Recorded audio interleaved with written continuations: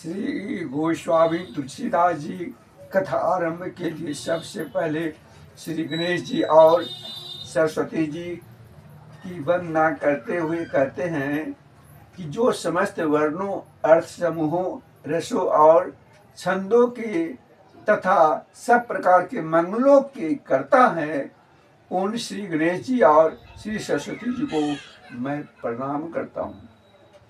फिर मैं उन भवानी, पार्वती और शंकर जी, महादेव जी की वंदना करता हूँ कि जो श्रद्धा और विश्वास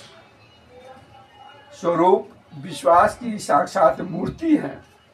और जिनकी कृपा के बिना सिद्ध पुरुष भी अपने हृदय में स्थित ईश्वर को नहीं देख सकते।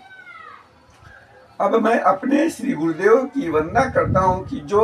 श्री गुरु नारायण ज्ञानमय, नित्य, अजर, अमर, अविनाशी शंकर स्वरूप है और जिनके सहारे से वक्र टेढ़ा चंद्रमा भी सब स्थानों में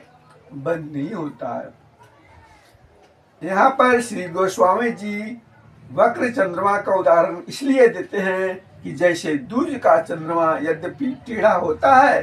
तथापि शिव जी के मस्तक पर धारण करने से शिव जी के साथ ही वह भी पूजनीय हो जाता है।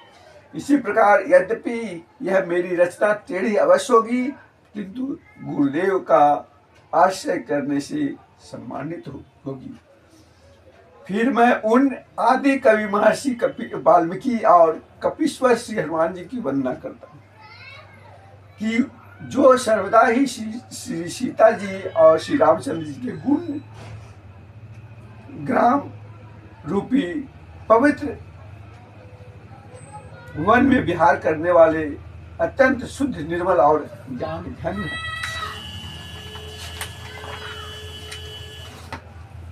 फिर मैं उन जगत जननी श्री रामचंद्र जी की वल्लभा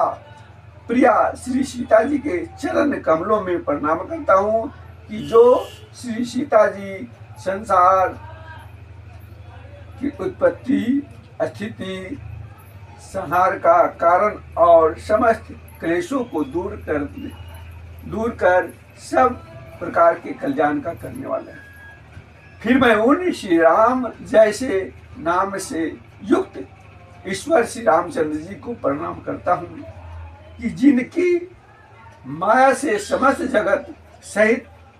ब्रह्मा आदि देवता भी वशीभूत हो रहे हैं और जिनकी सत्ता से ही यह मिथ्या रूप रस्सी में सर्प के समान प्रमाणित होने वाला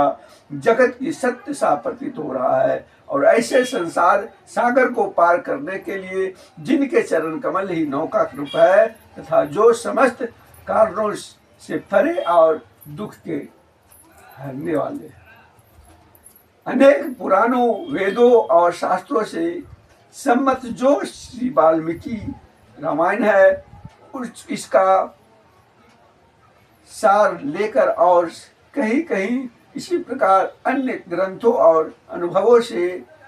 सार वस्तु लेकर मैं तुलसीदास अपने अंतःकरण के सुख के लिए श्री रामचंद्र जी कथा रूप इस अत्यंत सुंदर कथा की रचना करता हूँ। प्रेम श्री रामचंद्र भगवान की जय।